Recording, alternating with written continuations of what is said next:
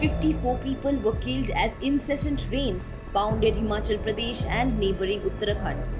Reports said that of the 54 people, 51 of them died in rain-related incidents in Himachal Pradesh alone. In Himachal Pradesh's capital Shimla, 14 bodies were pulled out from sites of two landslides and officials feared that there could be more people trapped under the debris of the Shiva temple in the Summer Hill area. The shrine was crowded with devotees offering prayers on an important day of the holy month of Sawan. Reports said that 19 people died in rain-related incidents in Mandi district. In Solan, 11 people including 7 members of a family were killed. Union Home Minister Amit Shah said that teams of National Disaster Response Force or NDRF are engaged in relief and rescue operations in the hill state. The Indian Meteorological Department has predicted a wet spell in the state till August 18th. So far, the state has suffered losses to the tune of over 7,000 crore rupees since the onset of monsoon on June 24th. Due to the rain fury in Himachal Pradesh, the Independence Day celebrations across the state would be ceremonial without any cultural program.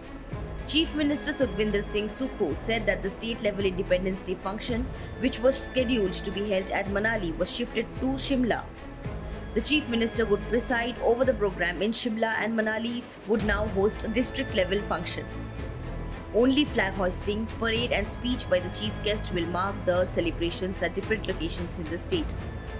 The local police and the SDRF personnel would not participate in the function as they will remain engaged in relief and rescue operations.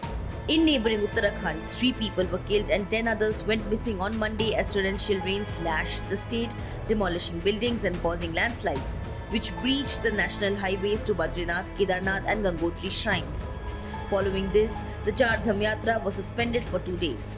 A landslide hit a camp at Lincholi on the Kedarnath trek route, damaging 4 shops in which one person from Nepal was killed and a trader went missing. 2 bodies were also recovered from rain-fed streams near Shiv Temple and Miranagar areas in Rishikesh.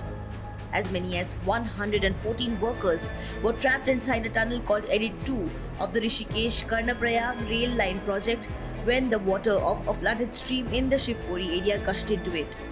Uttarakhand Chief Minister Pushkar Singh Dhami held a meeting with senior officials to review the situation in the state.